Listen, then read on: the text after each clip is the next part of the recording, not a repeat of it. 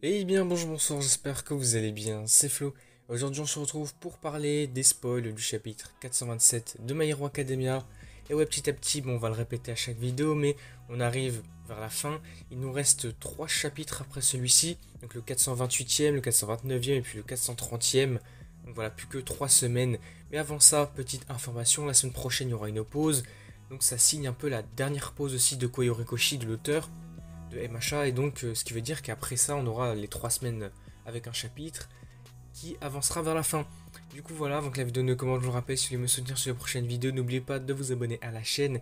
Et puis c'est parti pour ce chapitre 427 qui va être super intéressant, qui s'intitule Qui était Tomura Shigaraki. Du coup c'est parti, le chapitre commence avec une émission de télévision qui est intitulée comme le chapitre, Qui était Tomura Shigaraki. Et puis ici, en vrai, petite information encore, je vais vous le rappeler ici. Mais là, je ne vais pas afficher les images du chapitre, d'une part pour éviter les strikes sur la vidéo pour qu'elle soit supprimée, etc. Et puis, je vous les afficherai dans un short qui sera déjà sorti au moment de cette vidéo-là. Comme ça, vous regardez après ça pour voir toutes les images, les dessins de l'auteur, pour voir ce qui se passe. Du coup, c'est parti, enfin, on continue tout simplement avec cette émission de télé où un journaliste pose cette question à plusieurs personnes dans la rue. Un homme dit qu'il faisait peur et qu'il est content qu'il ait été tué. Deux femmes disent qu'il était un meurtrier qui a tué certains de leurs amis. La vieille dame qui avait ignoré Tenko. Ah ouais, carrément, c'est ce perso-là. Ah ouais, mais c'est un peu en partie à cause d'elle que Shigaraki est né. Ah ouais, non, par contre, là, c'est peut-être abusé de voir ce perso. Donc on voit cette vieille dame qui avait ignoré Tenko, se demande pourquoi il ne pouvait pas simplement s'arrêter, et un homme dit qu'au début, il semblait être un méchant ordinaire et que personne ne pensait qu'il serait une telle menace. L'émission se termine en montrant les débris et en disant que tout n'a pas encore été reconstruit. Deku dit qu'il ne niera pas qu'il était un meurtrier, mais qu'il est là parce que Shigaraki lui a laissé un message. Et donc on voit bien ici qu'au chapitre précédent, à la fin du chapitre, c'était bel et bien Deku qui entrait dans la salle, dans la chambre de Spinner, donc la chambre d'hôpital, et on va avoir une conversation entre les deux. Donc ici Spinner demande s'il se moque d'un mort de Shigaraki, et Deku va révéler le message que voulait lui donner Shigaraki. Spinner est assez confus d'entendre ça, et se demande si Tomura a vraiment demandé à Deku de lui dire cela. Deku va confirmer, et Spinner demande si Shigaraki n'a pas mentionné Toga, Dabi ou encore Compress, mais Deku va dire que le message était uniquement pour lui, c'était le seul destinataire de ce message-là. Spinner va dire que Tomura était son espoir, qu'il souriait en disant qu'il voulait tout détruire, et lui montrer un horizon magnifique à Deika par exemple. On verra ensuite que plus Spinner désespère, plus son corps va grandir comme s'il utilisait un de ses haltères, j'ai l'impression. Il pense en lui-même dans sa tête. Non, j'ai décidé d'arrêter de penser. Si je pense, je ne ferai que me faire du mal. Mais il va continuer de parler. Il va dire que parce qu'il était hétéromorphe, donc il avait on va dire, des modifications corporelles, on va dire qu'il différait de la normale, c'est un peu ça le truc. Il a toujours traité les préjugés qu'il subissait comme normaux. Vraiment, il prenait ça un peu comme la normale, ça devenait la norme d'être critiqué comme ça, mais Shigaraki lui a permis de rêver, de devenir quelqu'un et de faire partie de quelque chose de grand. Le docteur va dire qu'ils devront intervenir, mais Deku va lui demander de ne pas s'approcher, de laisser les choses se faire.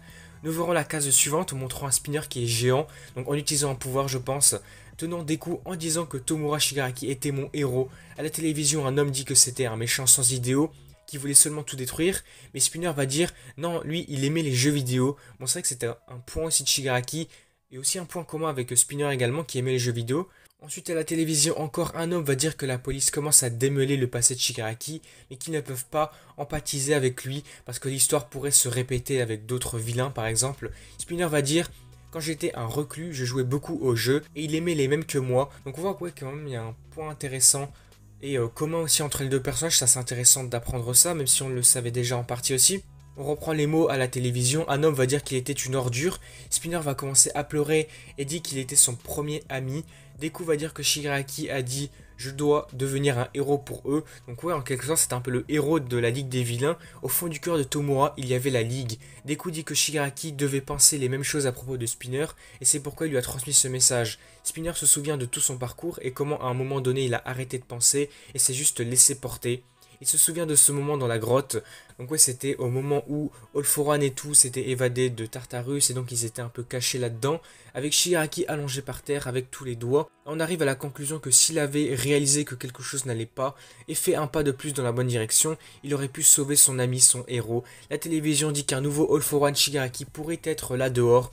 Bon, c'est un peu un cycle qui pourrait se répéter, évidemment tu bats un vilain, un autre pourrait en arriver après. Donc ils doivent se méfier des nouvelles potentielles menaces. Spinner va dire que Deku et les autres continueront de se battre, ils oublieront la ligue et souriront. Il va écrire un livre sur Tomura Shigaraki, le symbole de la peur. Ah ouais, carrément, ça peut être super cool quand même, bonne information. Et Spinner dira, reprendra aussi les mots de Toya, de Dabi. Le passé ne meurt jamais, je vais continuer ce que Tomura Shigaraki a commencé. Deku va dire qu'au lieu d'un livre, ça devrait être une bande dessinée, carrément un comics. Ouais, c'est vrai que ça pourrait être vraiment cool, un comics aussi. Spinner est confus et Deku fait une correction. Il n'oubliera pas Shigaraki tant qu'il vivra. Il a l'air très déterminé. Spinner va demander à Deku de dire à l'Octopus de faire de son mieux. Bon, ici en disant l'Octopus, vous l'aurez peut-être compris, il veut désigner en fait Shoji qui s'était battu contre lui et qui l'avait battu. Donc voilà, il le surnomme comme ça parce qu'il doit peut-être pas connaître son nom, mais en tout cas on parle bien de Shoji. Deku quitte la pièce et rencontre Tsukuyoshi et All Might qui sont là. Ah oui, carrément aussi All Might qui est en fauteuil roulant. All Might va lui demander s'il a pu dire à Spinner le message de Shigaraki et Tsukuyoshi va commencer à expliquer ce qui est arrivé à Overall. Ok, bah c'est cool, Overall ça faisait longtemps qu'on l'avait pas vu.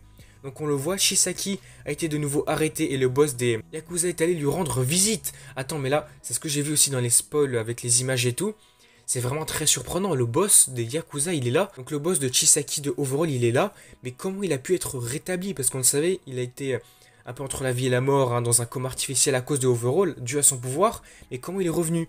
Du coup, Shisaki pensait qu'il était dans le coma, mais le boss dit que les objets de soutien ont réussi à annuler l'effet de l'alter d'Overall sur lui. Bon, c'est peut-être une explication facile, je sais pas. Faudra peut-être voir des détails juste après, mais pour l'instant je sais pas trop, mais en tout cas c'est cool de le revoir lui aussi et d'avoir une interaction entre les deux. De plus, il va le dire, il n'est plus le boss puisque l'organisation n'existe plus. Le boss est extrêmement déçu et dit que c'est ce qui arrive quand on s'écarte du chemin de l'humanité. Il dit qu'il a toujours tendu la main à Chisaki, mais qu'en fin de compte il a fait le mauvais choix. Peut-être que Kuronos aurait dû le gronder un peu plus, le réprimander. Chisaki va pleurer et s'excuser, le boss dit qu'il est trop tard maintenant pour s'excuser auprès de lui. Et qu'il devrait s'excuser auprès d'Eri pour le reste de sa vie. Ça le dit ici, mais Eri oubliera Chisaki, mais il n'a pas le droit d'oublier ce qu'il lui a fait. Le boss dit ensuite qu'il restera à ses côtés, le grondant jusqu'à sa mort. Le boss est le grand-père d'Eri d'ailleurs, donc ouais, ça le répète ici. On le savait déjà, ça l'avait été expliqué depuis pas mal de temps, je crois, pendant l'arc Overall, ça avait été dit. Deku va remercier Tsukuyoshi et il répond en disant que cette opinion était bien meilleure que de faire revivre tous les traumatismes à Eri. Deku va demander comment ils peuvent empêcher ces choses de se produire et Tsukuyoshi dit que c'est impossible. Tsukuyoshi plaisante en disant seulement si Hawks multiplie le nombre de héros et Deku le croit répondant Hawks a tant de pouvoir. On continue ensuite avec All Might qui est là pour interagir avec Izuku lui disant qu'il doit retourner à l'école car les premières années sont arrivées. Du coup il y aura on va dire de la connaissance tout simplement. Est-ce qu'au chapitre suivant on les verrait potentiellement? Je sais pas si c'est un moment intéressant plutôt que de développer les persos déjà existants, je ne sais pas. Deku va dire que le cours de héros a peu d'activité donc ils se verront à peine.